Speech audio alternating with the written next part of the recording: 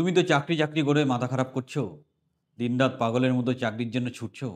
কিন্তু তোমাকে প্রথম জানতে হবে চাকরি আসলে কি? চাকরি কত রকমের হয়? চাকরি জিনিসটা কিভাবে তৈরি হয়? একটা কোম্পানিতে চাকরির জায়গাটা কিভাবে তৈরি হয়? এগুলো না জেনে বুঝে তবেই চাকরির ইন্টারভিউ দেওয়া উচিত। সেই জন্যই আজকের এই ক্লাসটা। এখানে আমরা ডিসকাস করব অ্যাকচুয়ালি চাকরি বলতে কি বোঝায়? চাকরি কত ভাগ হয়? কি ধরনের চাকরি হয়? গভর্নমেন্ট চাকরি কাকে বলে? প্রাইভেট চাকরি কাকে বলে? প্রজেক্ট বেসড চাকরি কাকে বলে? সবকিছু ডিসকাস করব। সুন্দর একটা আইডিয়া তৈরি করে দেবো। তাহলে কি হবে? তুমি তোমার ইচ্ছামতো সেই চাকরির ইন্টারভিউতে বসতে পারবে। তাই ভিডিওটা শেষ পর্যন্ত দেখবে। আর যারা গ্যারান্টি সহকারে গভর্নমেন্ট কন্ট্রাকচুয়াল বা কর্পোরেট চাকরি পেতে চাইছো, আমাদের ট্রেনিং বা কোচিংয়ে সংযুক্ত হও। হাতে ধরে তোমার কেরিয়ার তৈরি করে দেবো। The first step towards achieving your dreams is having the right coach. Get the best education with Convolution Educare and make your government and corporate job training dreams come true. Download the app now. দেখো, আমরা যদি চাকরির ব্যাপারটা দেখি, তাহলে government sector job প্রথম যেটা চলে আসে, যেটা পার্মানেন্ট সরকারি চাকরি বলা হয়, যেমন ইউপিএসসির আন্ডারে আইএএস আইপিএস হয়, স্টাফ সিলেকশন যেটা সেন্ট্রালের আছে, ব্যাংকিং আছে, রেলওয়ে, পিএসসি, আবার স্কুল সার্ভিস কমিশন, যাই বলো, এইগুলোর আন্ডারে যখন পার্মানেন্টলি গভর্নমেন্টের আন্ডারে আমরা চাকরি করি, সেটা হচ্ছে গভর্নমেন্ট জব পার্মানেন্ট। এতে কি হয়? চাকরির সিকিউরিটি খুব স্ট্রং থাকে, পেনশনের ব্যাপার থাকে, যদিও কয়েক জায়গায় পেনশন অফ করে দিচ্ছে, ফিক্সড ওয়ার্কিং আওয়ার থাকে, সোশ্যাল স্ট্যাটাসটা অনেক স্ট্রং হয়। এই সরকারি চাকরি করছে, এই সরকারি, যেমন ছোটোবেলায় আমরা বলতাম যে সরকারি চাকরি পেলে সুন্দরী বউ অনিবার্য, সেরকম একটা ব্যাপার আর কি। নেক্সট, চ্যালেঞ্জেস, সমস্যা কি আছে? হাইলি কম্পিটিটিভ, মানে চাকরিটা পাওয়া খুব কঠিন, প্রচণ্ড লেভেলের ডিভোশন এবং প্রিপারেশন নিয়ে সরকারি চাকরি পেতে হয়। আর সিলেকশন প্রসেসও খুব লেন্দি, অনেক সময় লাগে, অনেক ধৈর্য সহকারে এগোতে হয়। এরপর আমরা আসবো গভর্নমেন্ট সেক্টর জব কন্ট্রাকচুয়াল, যেটার ব্যাপারে কনভলিউশন এডুকেয়ার ওয়েস্ট বেঙ্গল কেন ভারতের মধ্যে নাম্বার ওয়ান, কারণ আমরাই একমাত্র অর্গানাইজেশন যারা গভর্নমেন্ট কন্ট্রাকচুয়াল জবের জন্য স্পেশাল কোচিং প্রোভাইড করি এবং বিশাল বড় সাফল্যের ইতিহাস তৈরি করেছি। সো যেমন data entry operator, BSK data entry operator, পুলিশের আছে, অন্য সেন্ট্রাল গভর্নমেন্ট অফিস আছে, project base staff, government department, এইগুলো হচ্ছে মানে গভর্নমেন্ট অফিসে তুমি চাকরি করবে কোম্পানি পেরোলে, এবং চাকরিগুলো 3 বছর বা 5 বছর পর পর রিনিউ হবে। এই হচ্ছে গভর্নমেন্ট কন্ট্রাকচুয়াল কাজ। এখানে সুবিধা কি আছে? তোমার মনে হবে আমি গভর্নমেন্ট অফিসে আছি, খালি তোমার স্যালারিটা অন্য কোথা থেকে ঢুকছে, গভর্নমেন্ট অফিসে বসেই কাজ করবে, গভর্নমেন্ট কালচারেই কাজ করবে। তাই যারা গ্যারান্টি সহকারে গভর্নমেন্ট কন্ট্রাকচুয়াল চাকরি পেতে চাইছো, আমাদের গাইডেন্স দিতে চাইছো, আজই আমাদের ট্রেনিং বা কোচিংয়ে ভর্তি হও। কথা দিচ্ছি, হাতে ধরে তোমার কেরিয়ার তৈরি করে দেবো। সেকেন্ড হচ্ছে, এখানে একটা মজা আছে। দেখো, প্রাইভেট চাকরিতে খাটনি খুব বেশি, গভর্নমেন্ট চাকরি পাওয়া সাধনার মতো ব্যাপার। মাঝখানে পড়ে থাকছে মধ্যবিত্তের চয়েস গভর্নমেন্ট কন্ট্রাকচুয়াল জব। তার কোচিংয়ের ব্যাপারে নাম্বার ওয়ান কনভলিউশন এডুকেয়ার, আজই ভর্তি হয়ে যাও। সো লাস্ট এখানে টেনশন কি আছে? ওই 3 বছর 5 বছর পর পর রিনিউ হয়, রিনিউ হবে কি না এটা একটা টেনশন থাকে, এবং সিকিউরিটি, ন্যাচারালি জব সিকিউরিটির একটা কোশ্চেন থাকে, আর বেনিফিট কম্পারেটিভলি কম থাকে।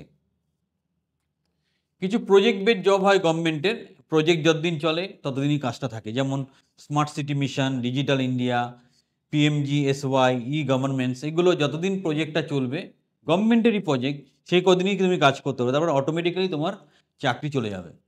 সুবিধা কি আছে? Exposure two large scale project, অনেক বড় গভর্নমেন্ট প্রজেক্টে কাজ করতে পারছো। বাট টেনশন কি? এটা কন্ট্রাকচুয়াল টাইপের, ডিউরেশন একদম ফিক্স। যেমন গভর্নমেন্ট কন্ট্রাকচুয়ালে 3 বছর পর রিনিউ হবে, এখানে রিনিউ হওয়ার কোনো চান্স নেই। 3 বছর প্রজেক্ট হলে 3 বছর পরেই তুমি আউট হয়ে যাবে। নেক্সট, প্রাইভেট যদি হয়, প্রজেক্ট বেস কাজ হয়, এটাও একই রকম ব্যাপার, যতদিন প্রজেক্ট চলছে ততদিন তোমার চাকরি থাকি না থাকবে না। আইটি প্রজেক্ট হতে পারে, কনস্ট্রাকশন প্রজেক্ট হতে পারে, কনসালটেন্সি প্রজেক্ট, স্টার্ট আপ হতে পারে, যে কোনো জায়গাতেই কী হয়, প্রাইভেটলি ব্যাপারটা অর্গানাইজ করা হয়। ধরো একটা বড় হাউজিং কমপ্লেক্স হবে প্রাইভেটলি, XYZ কোম্পানি করছে, ওটা হচ্ছে প্রজেক্ট বেসড জব। ওখানে যতদিন প্রজেক্টটা চলবে ততদিনই চাকরি থাকবে, তারপর চাকরি থাকবে না। এটা স্যালারি বেশি থাকে, এটা কর্পোরেট এক্সপোজার হয়, এটা নেটওয়ার্কিংটা স্ট্রং হয়। টেনশন কি? খুব কাজের প্রেশার থাকে, জব থাকবে কি না থাকবে টেনশন, ডিমান্ডিং শিডিউলস, মানে খুব হাই শিডিউলে কাজ করতে হয়। নেক্সট, প্রাইভেট সেক্টরেও কন্ট্রাকচুয়াল কাজ হয়, মানে ওর প্রাইভেট ধরো টিসিএস কোম্পানি, তুমি এক্সওয়াইজেড এর কোম্পানি পেরোলে কাজ করছো, সেরকম কন্ট্রাকচুয়াল সার্ভিসও হয়, IT support staff, customer support এরকম ধরনের কাজ হয়, যেখানে খুব তাড়াতাড়ি চাকরি পাওয়া যায়, কিন্তু ইনকাম শর্ট টার্ম ইনকাম হয়, স্কিল বিল্ডিং হয়, কিন্তু সেই সেন্সে অতটা হয় না। ল্যাক অফ লং টার্ম কোনো মানে দীর্ঘকালীন কোনো বেনিফিট এখানে পাওয়া যায় না, লিমিটেড বেনিফিট থাকে। নেক্সট হচ্ছে প্রাইভেট জবে পার্মানেন্ট হয়, যেমন বড় বড় MNC company, TCS, Wipro, CTS, আমাদের জিও, এইসব জায়গাতেও পার্মানেন্ট চাকরি হয়। আইটি সেক্টর হোক, কোর্ট সেক্টর, সেখানেও কিন্তু পার্মানেন্ট চাকরি হয়। সেখানে কেরিয়ারের গ্রোথ থাকে, সেখানে পারফরমেন্স প্রমোশন থাকে, স্যালারি হাইক থাকে, চ্যালেঞ্জেস হাই, ওয়ার্কলোড অনেক হাই থাকে, স্ট্রিক্ট টার্গেট একদম স্ট্রিক্ট থাকে। প্রাইভেটে প্রেশার থাকবেই, স্যালারিও সেরকম, পারফরমেন্স ভালো না করলে তোমাকে বাদ দিয়ে দেবে। তাহলে কিছু টিপস বলবো, গভর্নমেন্ট জবের জন্য তোমরা ফোকাস করো SSC, staff selection committee, banking, UPSC, state PSC, state লেভেলে যে পিএসসি বা এসএসসিগুলো হয় সেগুলো, RRB, railway examination. Private job পছন্দ করলে তুমি এখন থেকে তোমার অ্যাপটিটিউড, রিজনিং, জিডি এগুলো প্র্যাকটিস করতে শুরু করো, বায়োডাটা তৈরি করো সঠিকভাবে, ডিজিটাল স্কিল ডেভেলপ করো, কমিউনিকেশন স্কিল ডেভেলপ করো, কর্পোরেট জায়গাতে তুমি সিলেক্টেড হয়ে যাবে। Maintain awareness of current affairs and both sectors, current অ্যাফেয়ার্সের জায়গাটা দখলে রাখো। আর ফাইনালি এটাই বলবো যে দেখো, গভর্নমেন্ট চাকরিতে কী হয়, তোমাকে হিউজ হিউজ হিউজ ডিভোশন দিয়ে প্রিপারেশান করতে হয়। আজকে যদি তুমি একটা গভর্নমেন্ট জবের প্রিপারেশান শুরু করো, মোটামুটি 3 থেকে 5 বছর লাগবে চাকরিটা পেতে। প্রাইভেট চাকরি চট করে পাবে, স্যালারি নিয়ে প্রচুর প্রবলেম। তাই মধ্যবিত্তের সমাধান হচ্ছে গভর্নমেন্ট কন্ট্রাকচুয়াল চাকরি। গভর্নমেন্ট অফিসেই চাকরি করবে, গভর্নমেন্ট অফিসারই তোমাকে কন্ট্রোল করবে, বাট স্যালারিটা কোনো প্রাইভেট কোম্পানি থেকে যাবে, যেই ব্যাপারে মাস্টারপিস হচ্ছে কনভলিউশন এডুকেয়ার। তাই আজই আমাদের ট্রেনিং প্রোগ্রামে সংযুক্ত হও, নিজের কেরিয়ারকে সুরক্ষিত করো, এবং চাকরি কী হয়, কীভাবে হয় সব জেনে বুঝে চাকরির প্রিপারেশান নাও, চাকরির ইন্টারভিউ দাও, তাহলে তুমি অনেক ম্যাচিওর ওয়েতে এই চাকরিতে পারফর্ম করতে পারবে। তো এই ছিল মূল বক্তব্য। তো তোমরা চেষ্টা করো যে সব জেনে বুঝে মাঠে নামার জন্য। তুমি একটা ট্রেনে উঠেছো, ট্রেনটা কোথায় যাবে সেটা না জেনে ট্রেনে উঠলে হবে? তাই তুমি চাকরির মাঠে নেমেছো, চাকরির কম্পিটিশনে নেমেছো, কোন চাকরিটা করবে, কোন চাকরির সুবিধা কী আছে, অসুবিধা কী আছে, সব কিছু বিস্তারিত অ্যানালিসিস করো, এবং না বুঝতে পারলে স্ক্রিনের নাম্বারে যোগাযোগ করো। আমরা তোমাকে সব রকমভাবে সহযোগিতা করবো। আর আমি বারবার একটা কথা বলি, খালি চাকরি করে লাফালে হবে না। আমার একটা জিনিস হাসি পায়, আমাদের এখানে যে চাকরির আপডেটগুলো বেরোয়, কিছু আমাদের নিজস্ব প্রজেক্ট থাকে, তারা বায়োডাটা পাঠিয়ে পরে জিজ্ঞাসা করে, স্যার জয়েনিং কবে? আরে ভাই, আগে ইন্টারভিউ দিতে হবে।